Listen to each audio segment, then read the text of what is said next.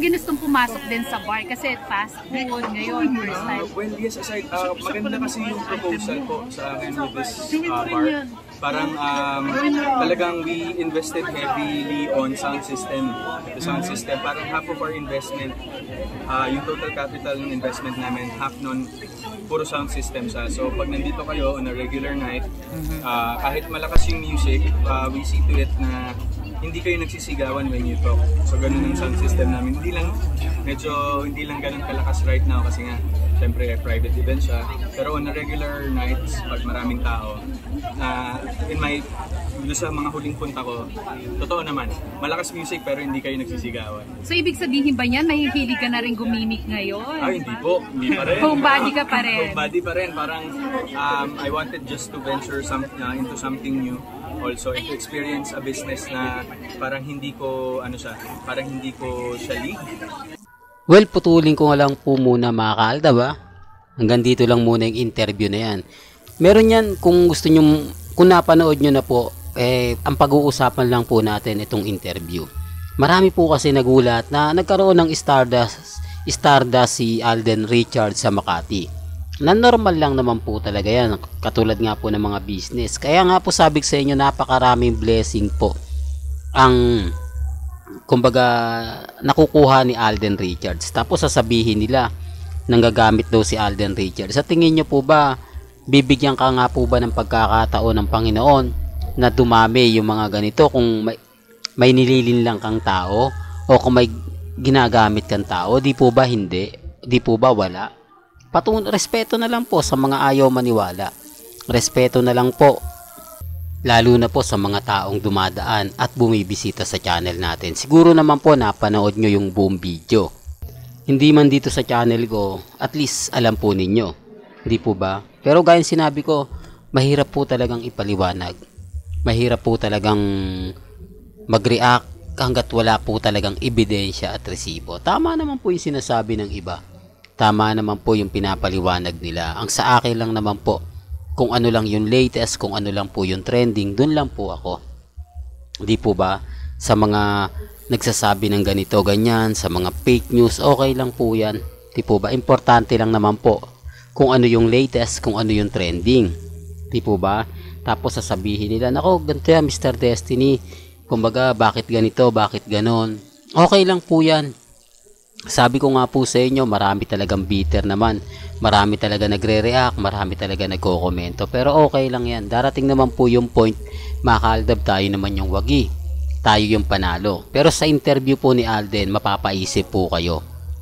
Hindi ko sinasabi na pabor yun, ha. May mga bagay-bagay lang o may punto na talagang umaayon po pagpasok ng 2024. Gaya na sinabi ko, yung talino po talaga ni Alden Richards, yung husay niya, talagang naturuan ang gusto ni Maine Mendoza. Oops, issue na naman yan, Mr. Destiny. Alam mo, kaya ka nababash. Kaya ka lagi na pag-iinitan sa mga sinasabi mo. Okay lang naman po. Kumbaga ako naman po, hindi naman ako namimilit. Never naman po tayong, kumbaga, pumunta o na kumbaga kinausap, sinabihan na ganito ganyan, suportahan nyo o hindi po. May kanya-kanya po tayong pananaw at opinion. Ang sa akin lang naman po, nagbibigay lang ako ng update, nagbibigay lang ako ng ganap. Sa mga hirap po makaintindi, sa mga nagsasabi ng fake news ako, okay lang po yan. Ang importante lang naman po kung ano lang po yung latest, di po ba? Kung napanood nga po nila, bahala na po sila. Ang sa akin lang po, ito yung ebidensya at resibo na marami pa po tayong pagdadaanan. Marami pa pong mga kaganapan na manggagaling po kay Alden Richards. Dito kita nyo naman po yung mga sagot niya. Kasi hindi na to interview sa GMA. Ito yung pagkakaiba ng interview sa personal. Yung interview hindi sa pelikula, hindi sa family of two, hindi sa kumbaga mga showbiz, di po ba? Iba talaga yung interview kay Alden pag personal. Lalo na po kapag hindi galing sa ABS-CBN, hindi galing sa GMA Kapuso, at hindi po galing sa mga interview kay Nelson Canlas o kay Lars Santiago. O patunay lang yan mga kaaldab na iba-iba po talaga. Kaya nga po ako, talagang masaya dahil kahit papaano nabibigyan tayo ng magandang update, nabibigyan tayo ng magagandang kaganapan. Kahit sabihin nila na ganito ganyan, Mr. Destiny, kumbaga move on na kayo, tapos na yung boxing, may talo na kayo, ganito ganyan, okay lang naman po yun. Hindi naman po ako namimilit hindi po ba? Hindi naman po tayo sasabihin, ako, move on ka na Mr. Destiny, tapos na yung boxing, talo na kayo, di po ba? Ganoon naman po yung pambasag nila sa akin Wala naman po silang ibang pambabasag. Mr. Kulto o Mr. Delulo, Kulto, Mr. Throwback, lahat na sasabihin nila sa akin. Lahat na ng pangiinis, pangaasar, pangiinsulto, babato nila sa akin para lang tumigil ako.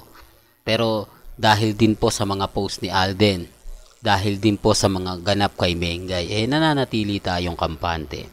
Nananatili tayong matatag, nananatili tayong matibay. Yan ang isa sa lagi kong pinapaliwanag, lagi kong sinasabi, lalo na po sa mga baguhan na dumadaan lang po sa channel natin. Nagsasabi ng ganito, nagsasabi ng ganyan. Relax lang po kayo, di po ba? Huwag po kayong basta-basta maniniwala sa mga komento po sa Instagram. Alam niyo po ba yung website? Ang dami mga dyan. Talagang masasabi, mapapansin nyo naman po yung isang website kung totoo o hindi. Lalo na po sa Instagram, madali lang naman pong makita yan. Madali lang maintindihan. Kaya lang kapag si Mr. Destiny na nga po nagbibigay ng balita, kapag ako na nga po talaga yung bumabato, iba na. Iba na yung kwento, iba na yung sasabihin nila.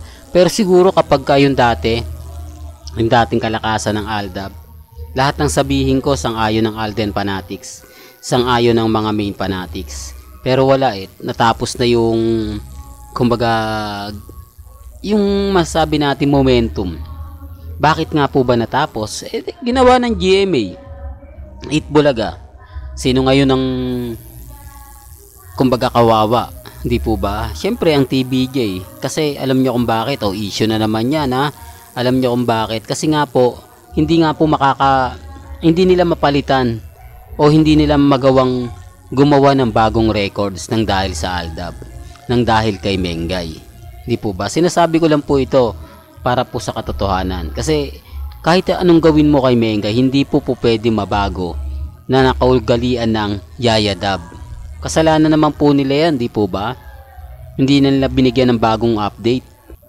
Ang ibig kong sabihin, hindi nila pinakawalan si Main. Kung pinakawalan sana nila, hinayaan sana nila, di maganda. Di po ba?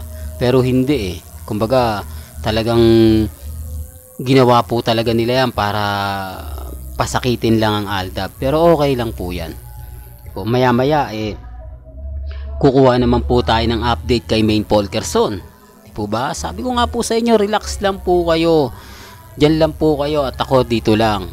Pag may nabalitaan kayo, nabasa kayo, at sa tingin ninyo, nagdududa kayo, punta lang po kayo sa channel ni Mr. Destiny. Hindi ko ma-update ngayon, maya-maya naman siya. Di po ba? Ganyan po tayo ka-updated. Ganyan po tayo kabalasik. Di po ba? Kaya nga po ako natutuwa sa mga nababasa kong feedback, yung mga sumusuporta po sa akin, mga nagmamahal. Mabuhay po kayo hanggang gusto po ninyo, lalo na po sa mga mamis, mga titas, mga senyor. Natutuwa po ako dahil hanggang ngayon sinusuportahan nyo po si Mr. Destiny. Hanggang ngayon naandyan po kayo na nagmamahal sa akin, sumusuporta sa akin, di po ba? Nakakalungkot lang po yung iba. Pero gaya po ng sinabi ko sa mga mami, sa mga tita, sa mga senyor, kung gusto nyo lang po ng update, tutok lang po kayo dito po sa channel ni Mr. Destiny. Well, hanggang dito na lang po ang ating latest updates. Kaya kung gusto nyo pa po ng pinaka-latest at sariwang update, abay tumutok lang po kayo dito po sa channel ni Mr. Destiny para updated po kayo sa mga latest at sa mga bagong video po na ilalabas po natin maya-maya lang. Kaya kung bago ka lang sa channel na to at isa kang true-blooded Aldab Nation na nagmamahal po kila Mengay at Isoy, tama po ang channel na pinuntahan mo, kaya consider na po kitang bagong subscriber. At huwag mong kalimutang i-share ang mga video po natin sa mga mami, sa mga titas at sa mga senyor. Hanggang sa muli, salamat po sa panonood at pakikinig.